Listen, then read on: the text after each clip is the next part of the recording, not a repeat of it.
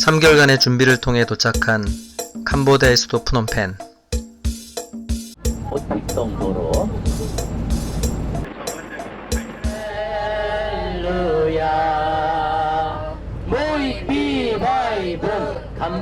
선교사님이 개사한 찬양을 따라 부르는 동안 캄보디아를 향한 하나님의 마음이 조금 더 느껴지는 듯 했습니다.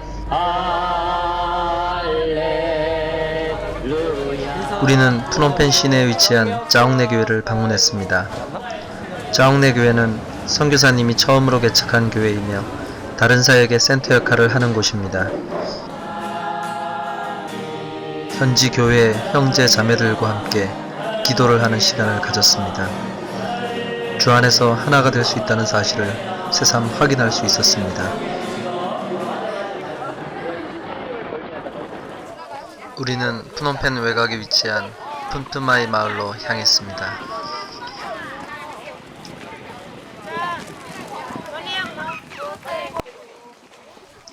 식수로 사용하는 옹덩이들과 길가에 자리한 집들은 우리를 향해 캄보디아가 처한 가난을 말하고 있었습니다.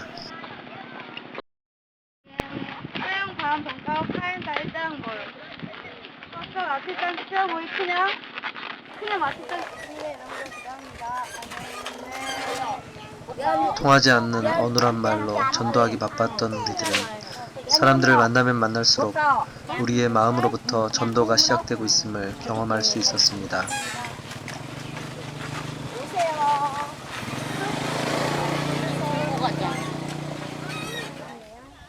우리는 선교의 진정한 의미를 배워가고 있었던 것입니다.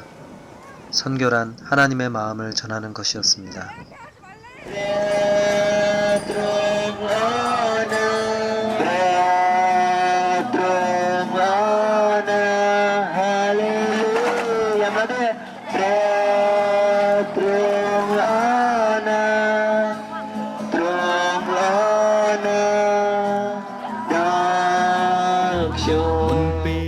바닥에 천을 깔고 앉은 곳, 그곳이 이들의 예배 장소입니다. 환경은 열악하였지만 그러나 그곳에 모인 아이들의 모습 속에서 그들과 함께 하시는 주님의 모습을 느낄 수 있었습니다.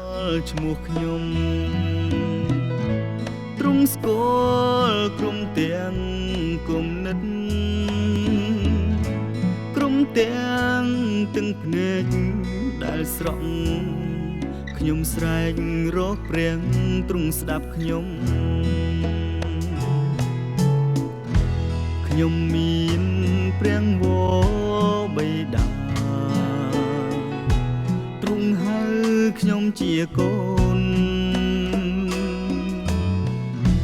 ទ្រង់មិនដែលចាកចោលខ្ញុំឡើយទួងទៅទីណាក៏ដោយព្រះអង្គបានស្គាល់ឈ្មោះខ្ញុំ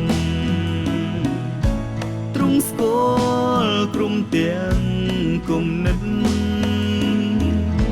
ក្រុមទាំងទឹកភ្នែកដែលស្រក់ខ្ញុំស្រែករកព្រះទ្រង់ស្ដាប់ខ្ញុំ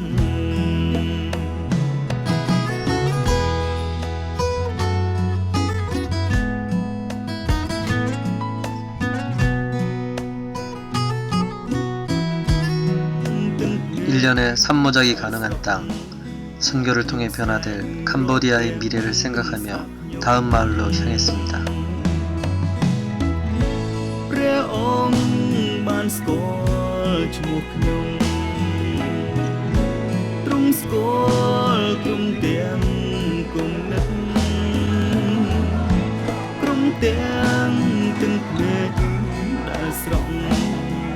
ខ្ញុំស្រែករកព្រះទ្រង់ស្ដាប់ខ្ញុំ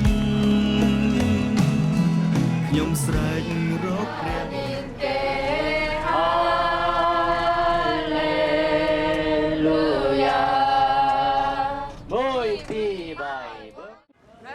애들한테 안녕.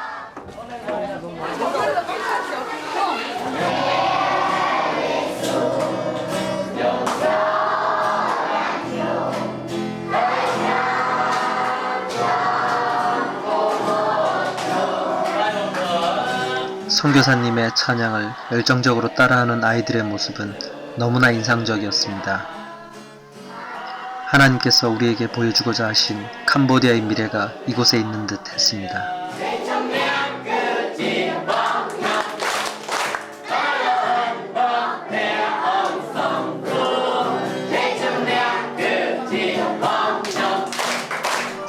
에베소서 6장에 기록된 하나님의 전신갑주를 반별로 외치는 모습에서 우리는 캄보디아와 세계를 변화시킬 이들의 미래를 엿볼 수 있었습니다. 사랑합니다. 우리 뒤에 예수님. 사랑합니다. 아멘.អ្នកកាត់មកគឺសូមរឹបតទួលនៅសេចក្តីស្រឡាញ់ក្នុងជីវិតអ្នកអាចទទួលក្តីស្រឡាញ់នោះគ្រប់ពេលវេលាក្តីស្រឡាញ់គ្រប់ដល់ឲ្យតាំងពីដំបូងអិនមានសំចៃទើបយើងអាចជួប 우리는 이곳 아이들과 함께 마을 전도에 나섰습니다. បានប្រទី 우리는 만나는 이들에게 한국말로 기도해 주었습니다. 우리의 힘과 능력으로가 아니라 하나님의 능력으로 이들이 변화되기를 말입니다. 예수님의 이름으로 기도했습니다. 아멘. 왜안 그러는데요? 하나님 아버지, 제가 이렇게 정리를 합니다. 진짜 그냥 신기한 사람이 와서 그냥 의미 없는 말만 내뱉고 그냥 선물만 주고 그런 의미 없는 사람이 되지 않게 도와주시옵소서. 저가 한 말을 진짜 한마디라도 가슴속에 담고 하나님을 영접할 수 있도록 도와주세요. 예수님의 이름으로 기도했습니다. 선교는 주러 왔다가 얻고 가는 것이란 말이 생각납니다. 이곳에 우리가 가지고 온 것은 아주 작은 것이었습니다. 그러나 우리가 이곳에서 경험한 것은 너무나 큰 것이었습니다.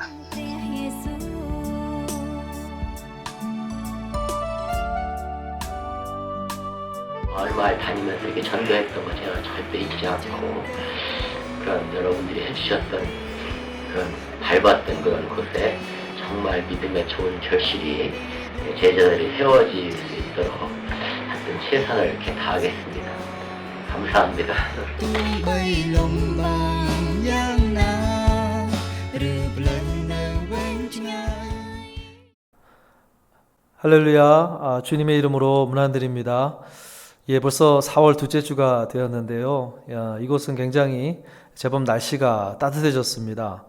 예, 그곳은 굉장히 더울 것 같은데 영육간에 강건하시도록 위해서 기도하겠습니다. 제가 한 2주 전에 제 아내와 함께 백신 1차 접종을 했는데요. 요즘은 굉장히 백신들을 이제 많이 맞게 되는 것 같습니다. 모쪼록 다들 이렇게 백신도 맞고 건강해져서 저희들의 그런 만남도 그렇고 예배도 그렇고 주님의 은혜 가운데 모든 일들이 정상화되었으면 하는 바람입니다. 예, 앞서 보신 영상은 제가 오늘 말씀을 준비하면서 떠오른 기억이 있는 그런 영상입니다. 그래서 함께 나누고 싶어서 준비한 영상이고요. 아마 2009년도인 것 같습니다. 제가 수원에서 사역할 때 그때 주니어 선교학교라는 사역을 했었는데 일정 기간 한 3학년 한국 학년으로 3학년에서 고등학생까지 이렇게 일정 기간을 이제 모집을 해가지고 선교에 대한 교육도 시키고 그리고 마지막으로는 이제 선교지에 데리고 가는 그러한 프로그램이었습니다. 그때 팀을 꾸리게 되어서 이제 청년들 또 어른까지 포함해서 모집을 해서 한 3, 4개월 정도 훈련 시간을 갖고 방문한 곳이 이제 캄보디아였습니다. 그곳에 어린이 청소년들을 주로 사역하시는 한대희 선교사님이라고 계십니다. 지금까지도 계속 연락을 주고받으면서 선교지 소식을 듣고 있는데요.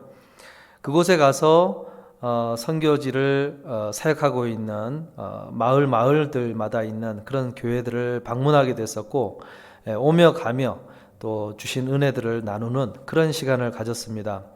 그때 차 안에서 마이크를 가지고 이제 돌려가면서 은혜를 나누는데 한 대학생 자매 한 명이 나눈 그 나눔이 굉장히 기억에 남습니다.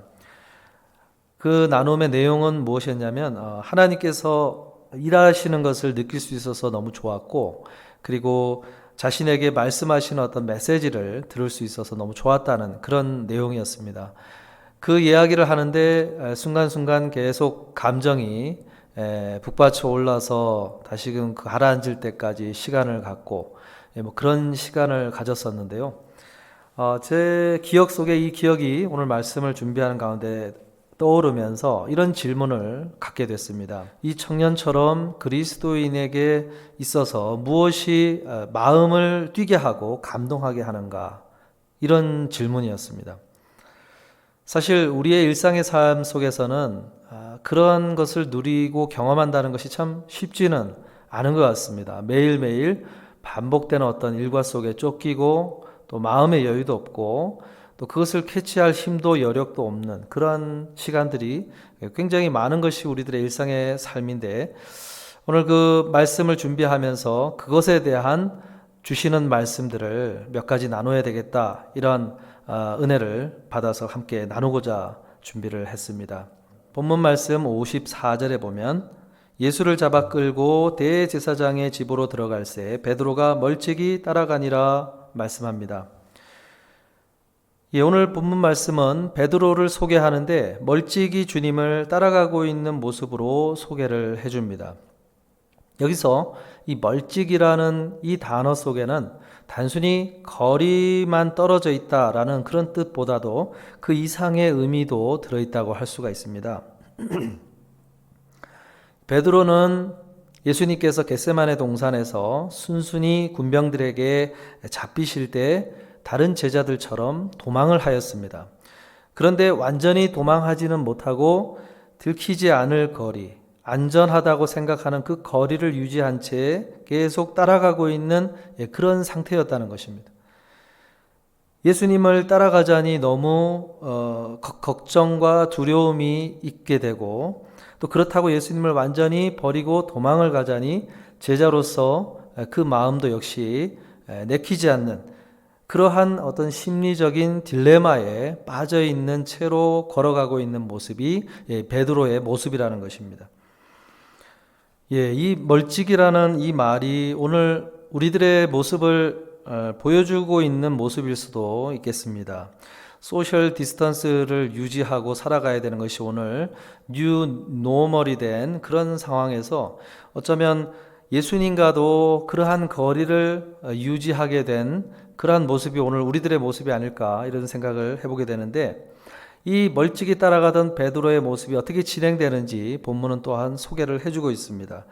그런데 이제 이 멀찍이 따르던 베드로가 장소를 바꾸어서 대제사장의 집들에 들어가게 됩니다. 그 과정에서 그곳에 있던 세 사람의 만남이 있었고, 그 세 사람으로부터 예수와 함께 있는 자가 아니냐, 그러한 질문을 받게 됐을 때 베드로는 본능적으로 그것을 강하게 부정하고 있는, 부인하고 있는 그런 모습을 취하게 됩니다. 마가복음 14장 71절 72절에 보면 그러나 베드로가 저주하며 맹세하되 나는 너희가 말하는 이 사람을 알지 못하노라 하니 닭이 곧 두 번째 울더라 말씀합니다. 멀찍이 따라오던 상태에서 이제는 완전히 예수님을 부인하고 저주하는 그러한 상태로 나아간 베드로의 모습을 볼 수가 있습니다.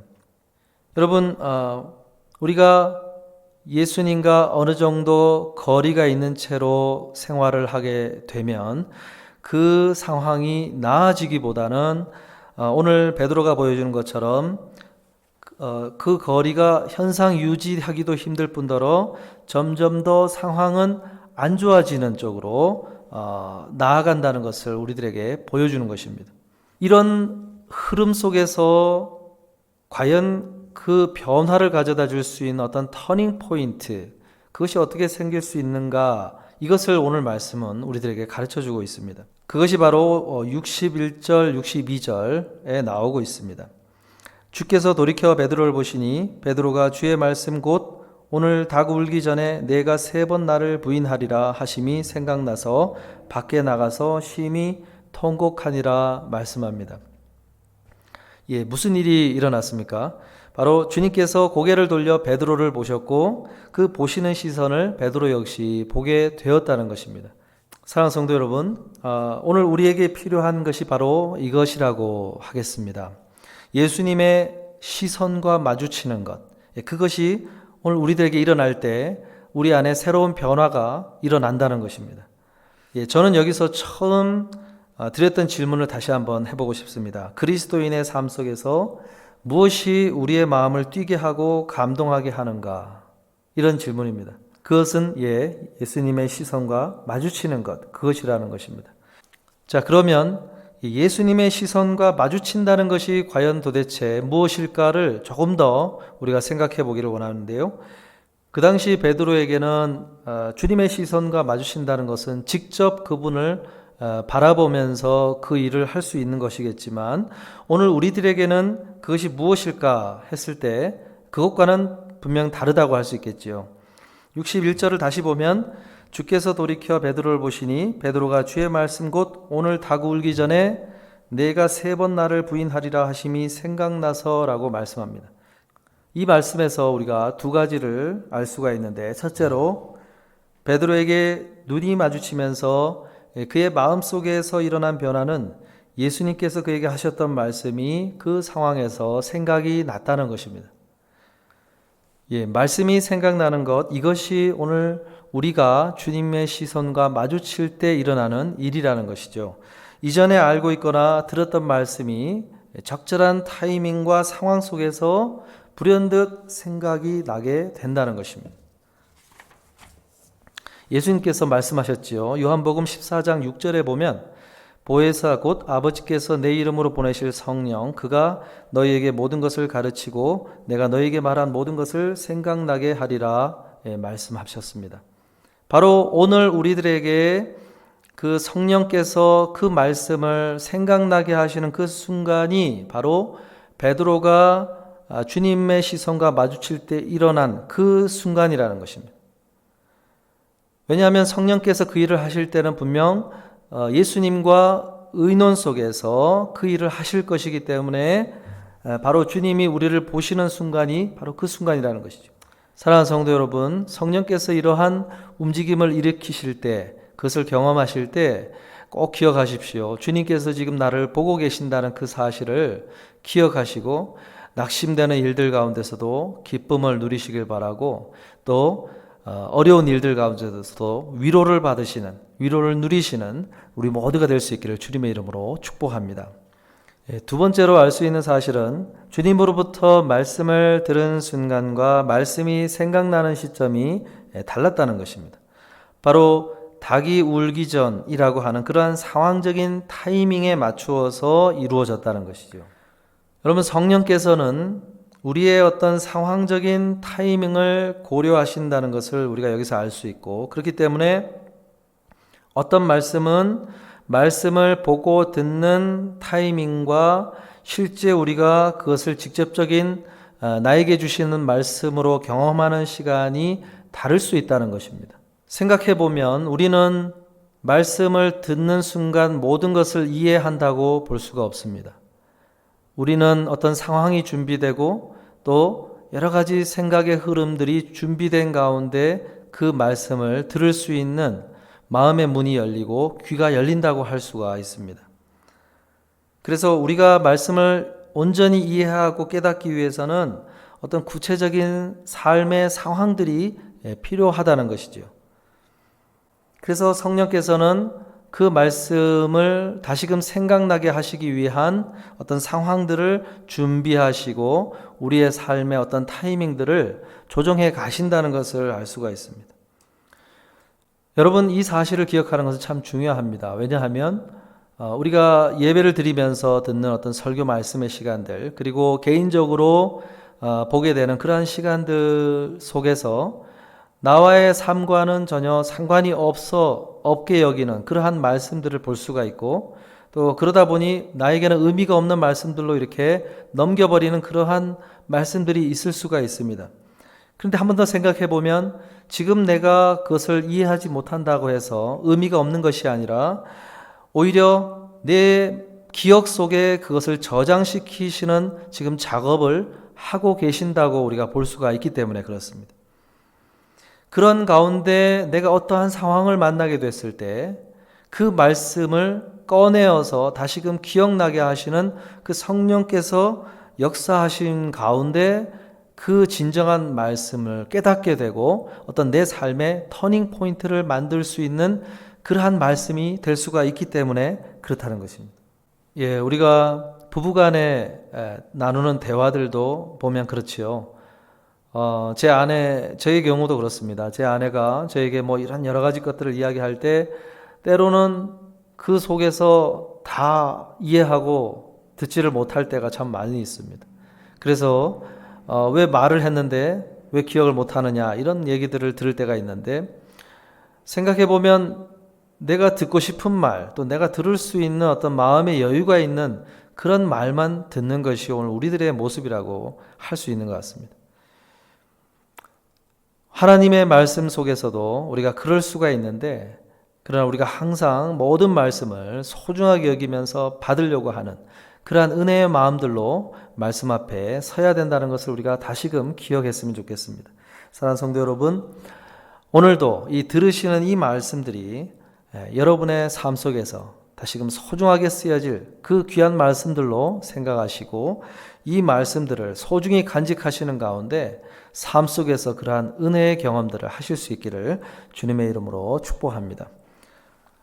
또 하나 우리가 기억해야 될 부분은 주님의 시선과 마주칠 때 사용되는 말씀은 단 한 절의 말씀이었다는 것입니다.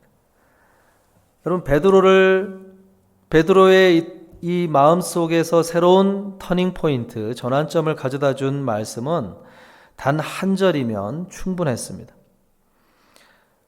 마찬가지로 한 절의 말씀 또 한두 절의 말씀이 내 마음에 다가와서 역사하게 되면 내 인격 전체를 뒤흔드는 놀라운 능력으로 다가올 수가 있다는 것입니다. 하나님께서 천지를 창조하실 때 사용하신 말씀들을 한번 보십시오. 단 한 절의 말씀으로 그 일들을 이루어 가시는 것을 볼 수가 있습니다. 창세기 1장 1절 3절에 보면 태초에 하나님이 천지를 창조하시니라 하나님이 이르시되 빛이 있으라 하시니 빛이 있었고 빛이 하나님이 보시기에 좋았더라 말씀합니다. 예, 하나님께서 빛을 만드시는 데 필요한 말씀은 단 한 절이었습니다. 빛이 있으라 그러니 빛이 만들어졌다고 소개를 하고 있습니다. 예, 교회 역사에서 빼놓을 수 없는 사람 성 어거스틴을 변화시킨 것도 단 두 절의 말씀이었습니다. 그는 어릴 때부터 신앙교육을 받았지만 그러나 32살에 극적인 회심을 경험하기까지 많은 부도덕한 삶과 그리고 만이교라고 하는 그 종교에 9년간 빠져서 심취하며 살았던 사람이었습니다.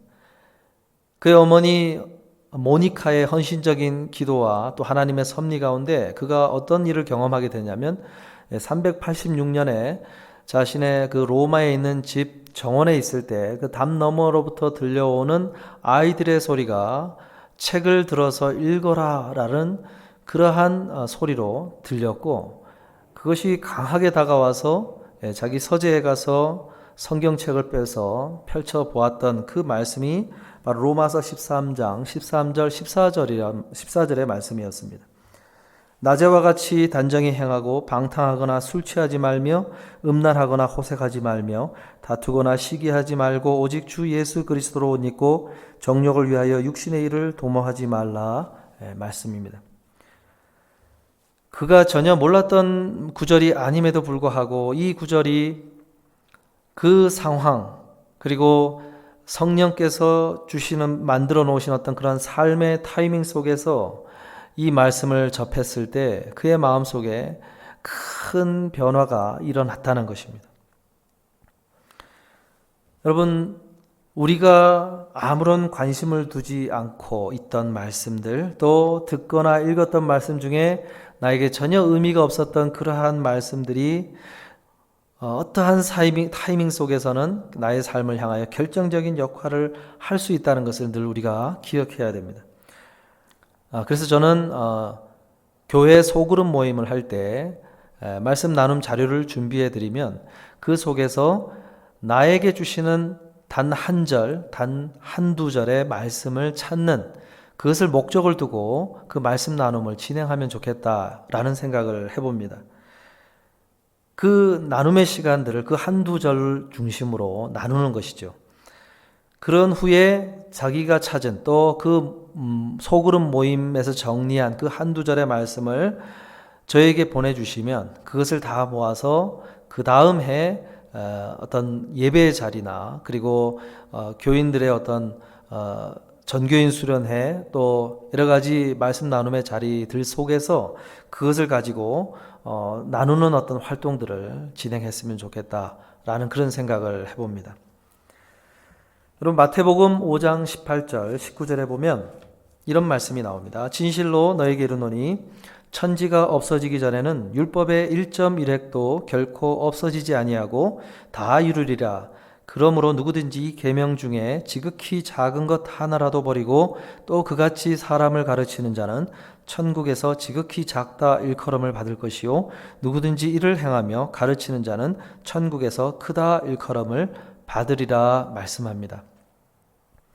예수님께서 분명하게 오늘 이 메시지들을 정리해 주고 계십니다. 바로 하나님의 말씀을 기록한 글자의 1.1획, 그 아주 작은 점이나 획 같은 것조차도 하나님 그분의 뜻을 이루기 위해 사용하신다는 것을 말씀하시는 것입니다.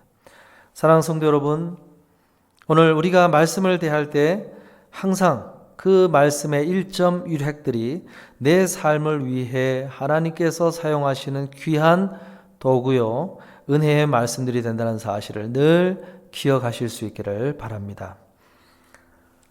오늘 본문 62절에서 보면 주님과 시선이 마주칠 때 베드로에게 일어난 반응에 대해서 이제 소개를 해주고 있습니다. 밖에 나가서 심히 통곡하니라 말씀합니다. 그 전까지 두려움에 휩싸여서 그것을 죄자됨을 부정하고 부인하는 것에 급급했던 그의 마음에 새로운 반응들이 생겨난 것을 보여주고 있습니다. 여기서 우리가 두 가지를 생각해 보기를 원하는데요. 첫째로 주님과 시선이 마주치면 이전까지 나에게 영향을 주던 요소들이 점점 그 힘을 잃어버리게 된다는 것입니다.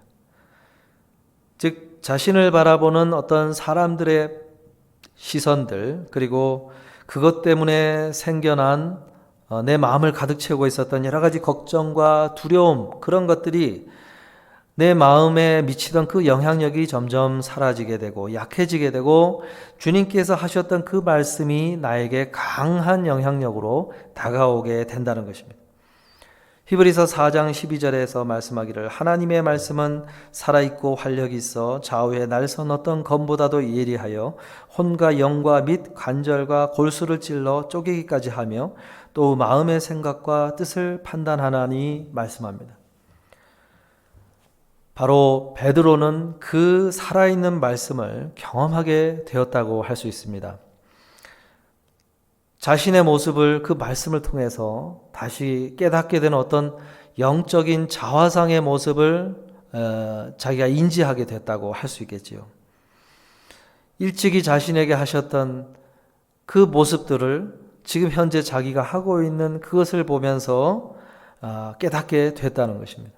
여러분 이렇게 되면 이러한 영적인 자화상 또 새로운 관점에서 나 자신을 보게 될 때 두 번째로 일어난 변화가 바로 마음속에 새로운 마음과 감정이 생겨났다는 것을 보여줍니다.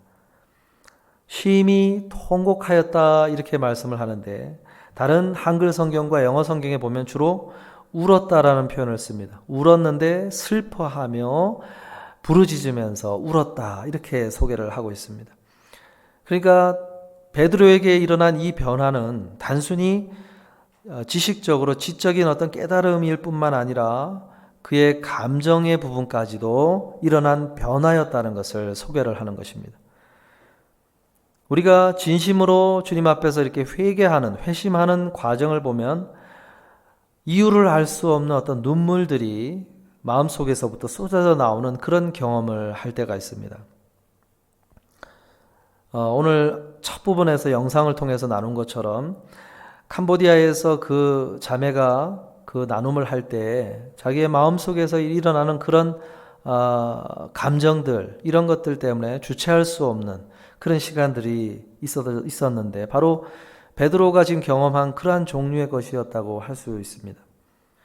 돌아보면 우리들에게 이런 종류의 변화들이 필요한 것은 아닌가 생각을 해보게 됩니다. 우리의 전인격을 흔드는, 그래서 이런 종류의 눈물을 흘릴 수 있는 이런 변화가 우리들에게 필요하다는 생각이 듭니다. 이것이 메말라 가기 때문에 드라마나 영화들 이런 것들을 보면서 그런 눈물을 좀 맛보고 싶어 하는 것이 우리들의 모습이지 않을까, 이런 생각도 해보는데요. 사랑하는 성도 여러분, 오늘 우리들에게 이러한 변화, 이러한 마음으로부터 나오는 그러한 눈물들이 맛보게 되는 그러한 은혜를 우리 모두가 누리실 수 있기를 주님의 이름으로 축복합니다. 말씀을 마치고자 합니다. 무엇이 그리스도인들의 마음을 뛰게 하는가?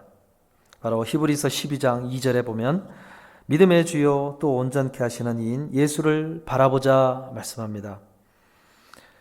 주님을 바라볼 때, 또 주님의 시선과 나의 시선이 마주칠 때, 그럴 때 우리의 마음이 다시금 뛰게 되고 우리의 전인격이 다시금 새로운 변화를 경험하게 된다는 것입니다. 여러분, 이 사실을 경험하시고 오늘 하루하루의 삶 속에서 주님의 그 시선, 나를 바라보시는 그 주님의 시선이 말씀을 통해서 경험되어지는, 그래서 우리에게 새로운 터닝 포인트가 만들어질 수 있는 그런 은혜를 우리 모두가 누리실 수 있기를 주님의 이름으로 축원합니다. 기도하겠습니다. 사랑의 주님, 주님의 은혜에 목마른 저희들이 다시금 주님 앞에 새로운 은혜를 소망하며 오늘 본문 말씀을 통해서 주시는 말씀들을 나누었습니다. 주님, 저희들의 모습을 아시고 저희들의 하루하루의 삶을 아시는 주님, 그 삶을 지켜보고 계신 그 주님의 시선이 일상의 삶 가운데 다시금 경험될 수 있도록 은혜 나려 주시옵소서. 그리하여서 오늘 들은 이 말씀들이 성령을 통하여 다시금 우리의 삶 속에서 생각나게 하여 주시고 우리의 전 인격 가운데 주시는 그 은혜들을, 그것 때문에 항상 감격하고 감동할 수 있는 이 코비드-19로 메말라버린 우리의 이 심령들 가운데 다시금 촉촉히 주시는 그러한 담비와 같은 은혜들이 맛보아질 수 있도록 새생명교회 온 성도들 가운데 그 은혜를 허락하여 주시옵소서. 저희들 멀리 떨어져서 또 영상으로 이렇게 만나고 있습니다. 주님, 저희들의 이 만남들이 잘 이루어질 수 있도록 모든 이루어져야 될 과정들 가운데 섭리하여 주시고 인도하여 주셔서 주님이 기뻐하시는 그러한 든든한 교회, 또 힘있는 교회, 주님의 마음에 기쁨을 드릴 수 있는 그러한 복된 교회로 계속해서 세워져 갈 수 있도록 인도하여 주시옵소서. 감사하며 예수님의 이름으로 기도하옵나이다. 아멘.